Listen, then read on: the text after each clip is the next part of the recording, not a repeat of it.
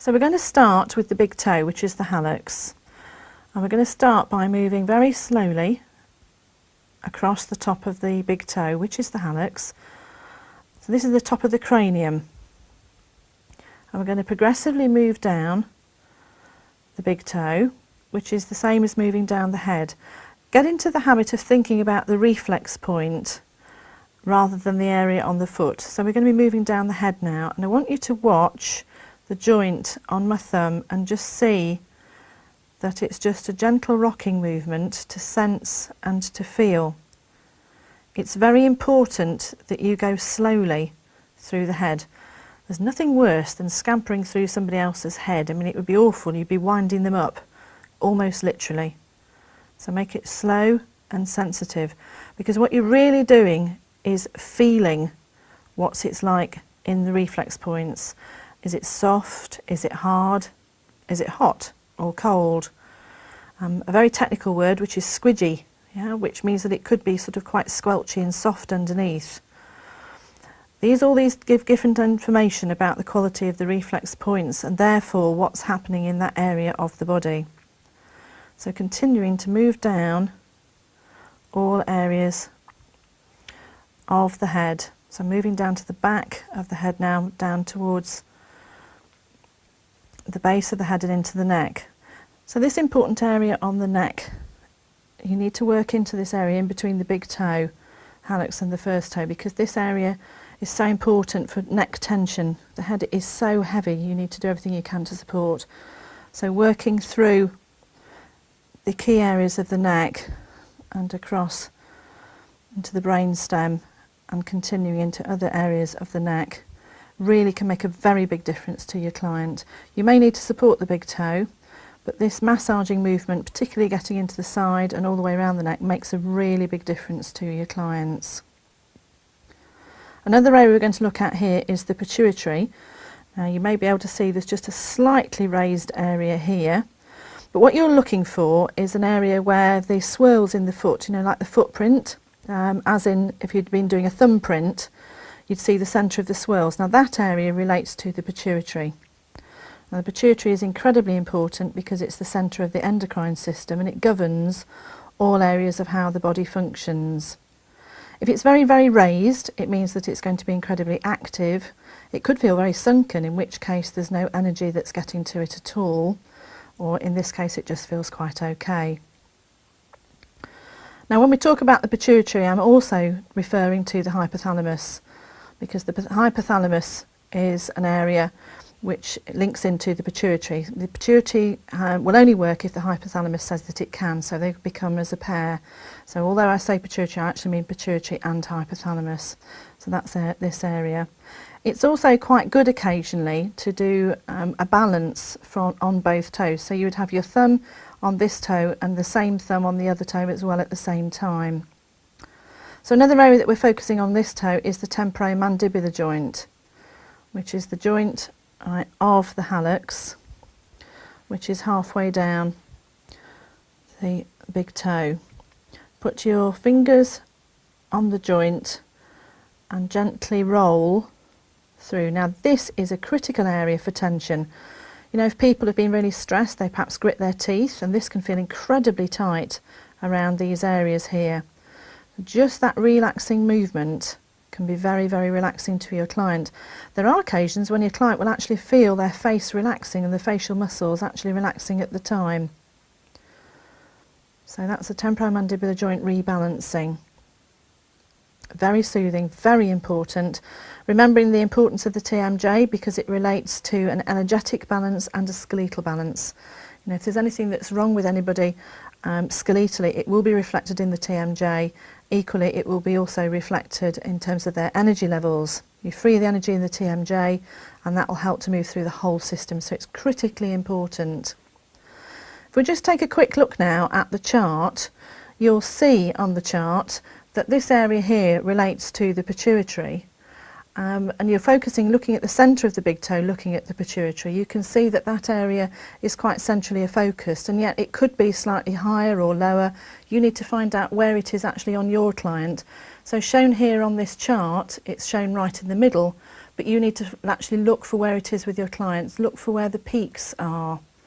Equally, you can see the little shaded areas on the side where the temporomandibular joint is focused, and again that could be higher on one side and higher and lower on the other with your client.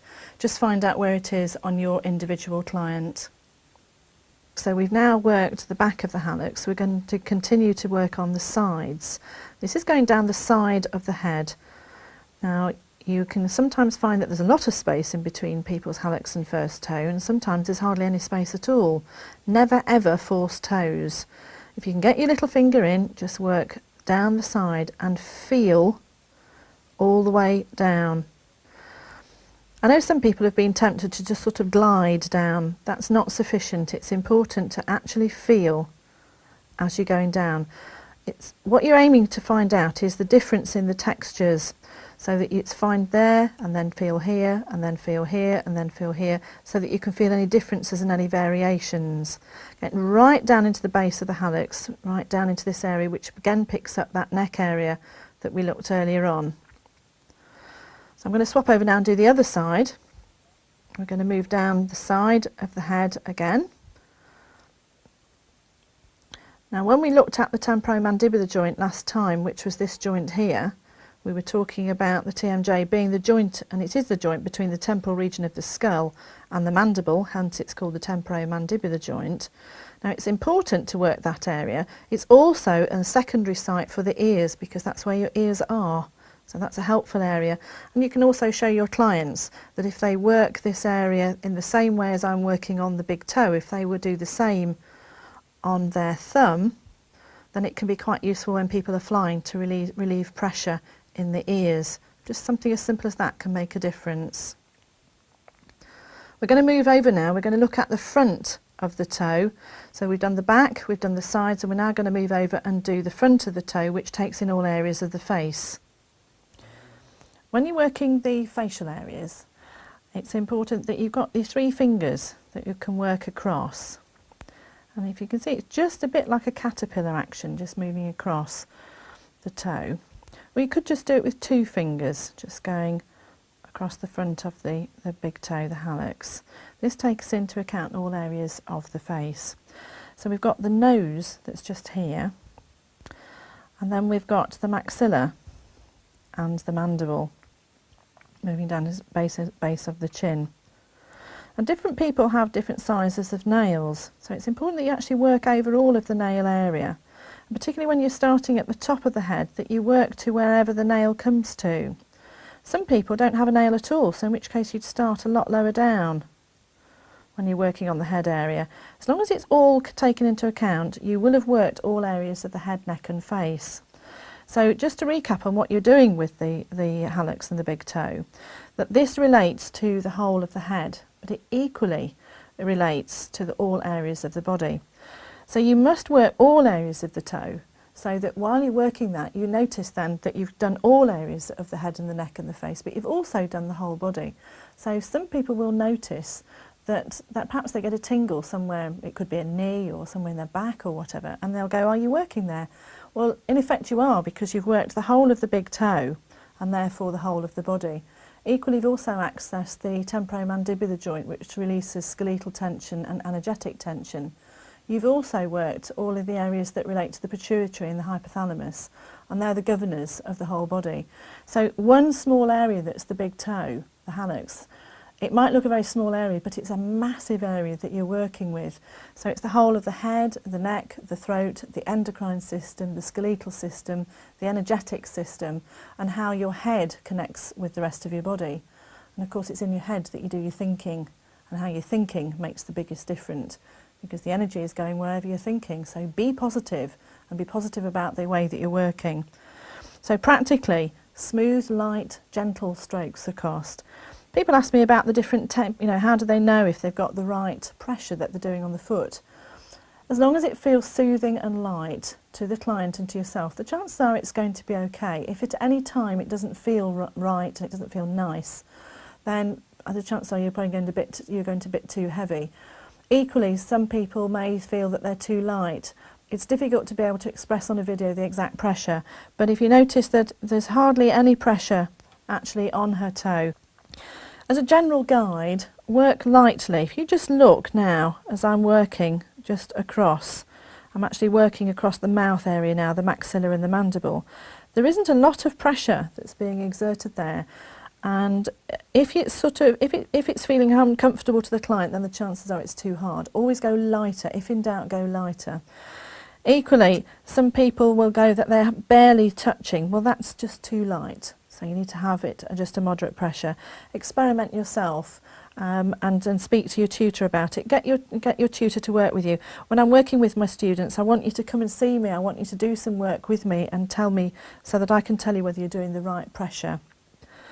So just to recap on those points, chances are that if it doesn't feel right, then it's not. So experiment with different things.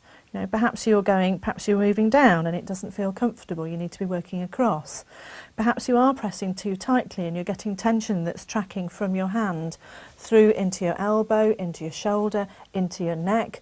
That can cause a lot of problems, and this is why we're losing so many reflexologists in the industry now, because the pressure that people have had to use has been too hard. Well, if the pressure that you as a practitioner are using is too hard, you will not be able to do many treatments. It'll also curtail your working life. Another benefit of gentle touch reflexology, you can have an extended working life, and you can treat, I quite happily treat 6 to 8 clients in a day. So working just a small area lightly can make a massive difference. We've worked the head, the neck, the shoulders, the endocrine system, the skeletal system, the energetic system. It's huge. And now we're going to do the same on the other foot. We're going to continue now with going through the client's right foot, which is on your left. So we're going over the top of the hallux, which is again through the top of the head, and sensing and feeling as you go. If this area at the top here is very hard, then that means that the client is under a lot of stress and they're probably getting headaches. If it's very, very soft, which it's not in this case, it means that the client's just got no energy whatsoever. It is actually possible to have it feeling quite hard cased but quite soft over the top, which means they're quite stressed and no energy, which means that the client will be feeling fairly uncomfortable and unwell, and probably not feeling very happy emotionally either. So just working through that area to try and regenerate some energy will make a big difference to your client. All the time you're sensing and feeling for any differences. If you get an area which feels really empty and sort of soggy or squelchy, the indication is that the client has little energy in that area. If it feels bulked or hard or raised, it probably means that there's too much energy and too much activity in that area. So you would work slower over an area which feels hugely active and slightly faster over an area that feels underactive. So if it feels underactive and underpowered, go back over it several times. You'll see that I'm working through the areas of the neck and back into the massaging movement at the base of the big toe. This is where there's tension, and in this case, I'm working here with my client here, there is a little bit of neck tension. So I'm just working this little area just that tiny bit more. You may be able to see this area, which looks quite taut and quite tense just down here. So that's the area that I want to just work into just that little bit more, just to release that tension in her neck, which will feel a lot more comfortable when we've finished. So you can work through the neck, across the brainstem again, and again into the neck and the throat areas. We go back to the pituitary, which is this raised area, the centre of the swirls, which is the hypothalamus as well, and the temporomandibular joint, just gently rolling into the TMJ, releasing any skeletal and energetic tension. This can be a time when people do feel a bit like champagne bubbles just going through the system as the energy frees itself up within the areas. And then we're going to move through and do the front of the foot, which relates to the face, exactly the same as we did on the other foot. Take your lead from your client. If your client is just relaxing with their eyes closed, then leave them to do that. You continue with your treatment, focus on your client. Sometimes they can have their eyes open and just look as if they're just looking into the distance, in which case leave them to their reverie and don't interrupt them. Equally, you may have times when your client actually is wanting to chat and wanting to talk to you. That's fine. Just take the lead from your client. So we're going to pick up now with doing the face on the front of the foot. Now it's important to get all of these different areas, as I said before, so that you work all areas of the foot and you don't miss anything. So we'll just work with your 3 fingers in a caterpillar movement across the face. So you've got the nose, the mandible, the maxilla, and then the mandible. If you're not sure where you are, don't worry about it. Just keep going. Just keep your fingers moving. And as long as you're moving, it doesn't matter. You've got time then to think where you are. So now we've done the hallux on both feet. So we're going to move on now to the small toes and find out what all those areas actually mean, as well as how to actually work them. I'm going to explain to you about the interpretation of the toes and how these relate to different areas of personality, but also how it continues down the rest of the foot. If you imagine drawing lines down from the in between each toe, you'd end up with dividing the foot into 5 equal areas or zones. Now this is taught in traditional reflexology, that you've got zone 1, 2, 3, 4 and 5. But I'm going to show you how in gentle touch reflexology we take this on further into foot reading. So all of the areas that go down from the hallux, it's an area equal to the size of the hallux going all the way down the foot, actually relates to thoughts. The next area, the whole of this zone, equally relates to feelings. Everything moving down from the middle toe relates to creativity and doing things, doings.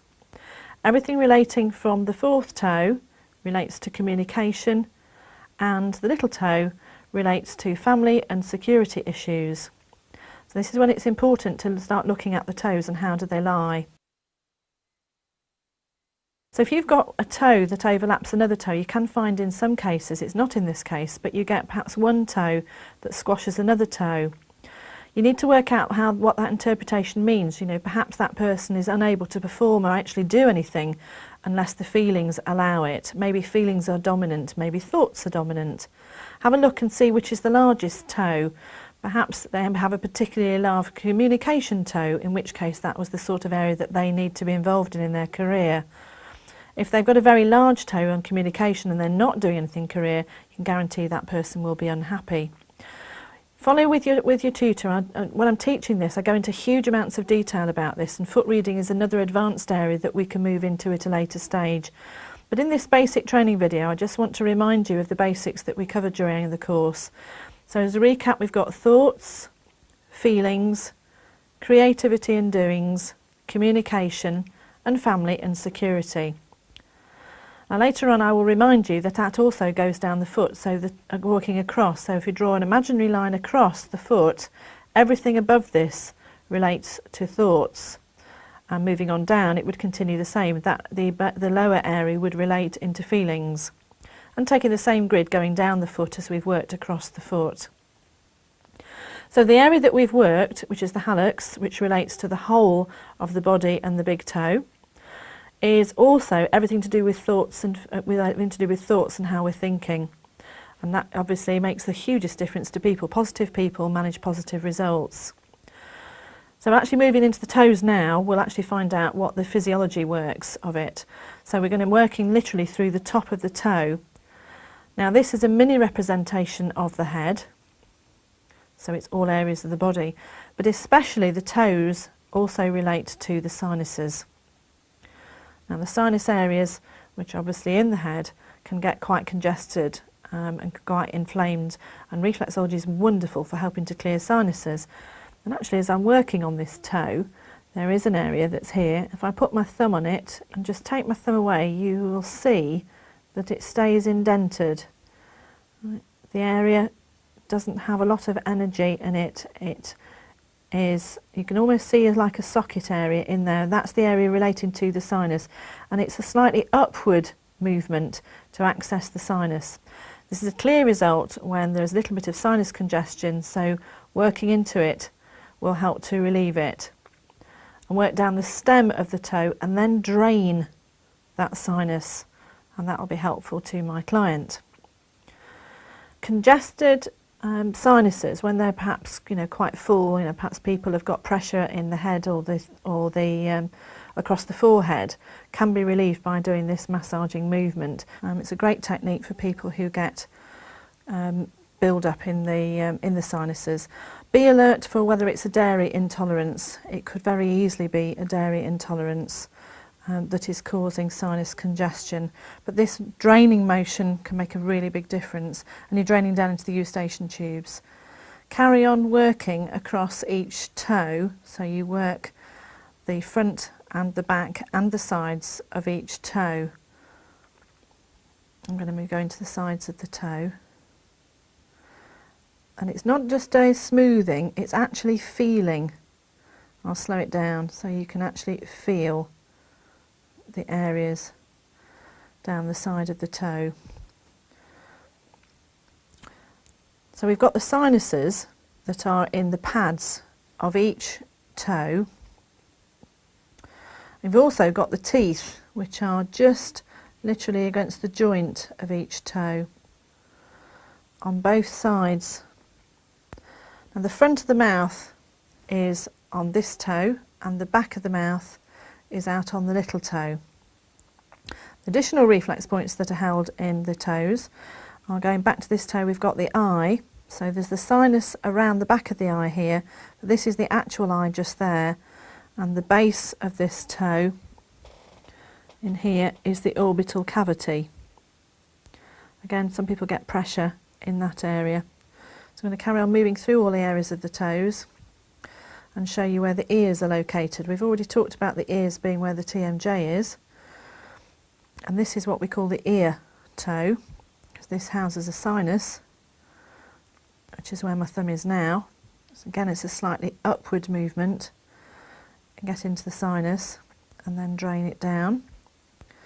But down the sides of the toe, where I am now, goes down into the ear, right down there into the ear. Now if you find that it's rough and sharp and prickly, then the chances are that there's something that's current or not too old that's happening with the ears.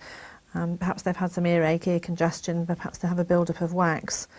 But if it feels very stony, it's sort of smooth in the way that a pebble has been just smoothed over by perhaps the sea, then that's something that's old, that the body's managed to cover over, and perhaps when they were a child they had repeated ear infections or something along that nature. So if it's rough, sharp, hot, aggressive, it's a current issue. If it's smooth, it's old. Carry on working through into the last toe, the little toe. Very, very important for people to feel secure when you work this area, because it's to do with family and security. It also again relates to the sinuses and the back teeth. So the two places that you will find wisdom teeth is on the outer edge of this little toe, and also back on that temporomandibular joint that we saw earlier. So you're smoothing through all areas. Do be mindful to only move toes as far as they're comfortable to go. Never force a toe at all. So sometimes you can only get a tiny little bit of your finger in, whereas in this case I can actually get the whole of my little finger into the toe areas. I'm working all the way through and round. Finish off by starting into the eustachian tubes. We're going to go right round the edge of this little toe. I'm going to follow right round the base of the joint and into the eustachian tubes, and take a caterpillar walk across underneath to the base of the eye toe, and then sweep it back and drain. So it's one thumb coming over the other. This is gorgeous. It's so soothing and relaxing for your client. Lots and lots of people love this. And I'm going to show you how you do it and how you don't do it. That's how you do. But if you've got your thumb, which is angled that way, you're going to miss the eustachian tubes because it's in that gap there. So the way to get it is to angle your thumb in to that area so that it's angled under the toes. If you find any areas that are noduly, there's areas that are sort of hard or bulky, then just do extra draining and extra massaging. Or you can just incorporate some massage at this stage, just to drain the eustachian tubes. Works wonders. Clients will often find that during a reflexology treatment they will actually notice that their sinuses are draining and their face feels lighter and freer, which is a great benefit to reflexology. So we're going to carry on now and do exactly the same on the other foot. We're going to work through all the areas of the toes which relate to mini representations of the head. It's the location of the sinuses. I'm just about to work on the eye area, which feels just a little bit tired. It's just a little bit sunken, this area. And then work down through the other areas of the toe, draining the sinuses and working on the teeth as you go. And you'll find that the teeth do correlate quite precisely to the areas. I had a wonderful occasion with one of my relatives who'd been coming to see me for a completely different reason, nothing to do with teeth, and I was busy working on that area and came to work through this area with the teeth and said to my relative, "Have you had a problem with your tooth?" And the relative looked at me with glee and said, "Okay, which one?" And I was actually able to say which the tooth was. And my relative had been to see the dentist in the morning, and the relative had been told they'd got to have the tooth removed, to which point they said, "Well, wait until I have been to see my relative who's a reflexologist and see what happens from there." And we did treatments on consecutive days, and my relative did not need their tooth removing, which was brilliant. So I'm really, really pleased about that. And that was clearly identified through reflexology. So you can be working now here to clear the sinuses. You're also working with the teeth. And just as a recap, of course, we were working on different areas, and this toe relates to creativity and doing things and how we think about it. So perhaps if somebody wants to get something done and is losing focus and doesn't know what to do and doesn't know how to think about what to do, that's a good toe to work on. You can also feel areas when people have had teeth removed, because you can feel some quite bulky, stony areas that relate to where teeth have been extracted, perhaps in childhood, to make room for teeth. But carry on working through all of the areas, getting right down to the base of this toe. It's really important to these toes to get down.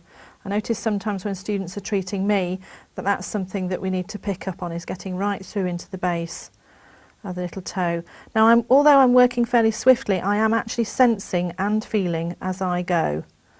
Yeah, the more people you treat, the more experience you will build up, the better you will be. I can teach you how to do it. What I can't do is to give you the experience. So it's up to you to get your own experience. So moving now into the eustachian tubes, following it straight down, so it's toes straight into the eustachian tubes, right round the eustachian tubes, working, sensing, feeling, get into that groove underneath the toes, right to the bottom of the eye toe, and sweep it. Really, really get into this. Really just follow your intuition, follow your instincts, just really get into it. Relax, enjoy it, let your body flow. Just get really, really into that energetic flow of doing this treatment. Let that relaxation through. The client will love it. I tell you, if it feels right, it's right. If it feels wrong, it's not. Just relax and just go with it. Just really, really enjoy it. You want to get as much benefit as the client does, and then the balance is right.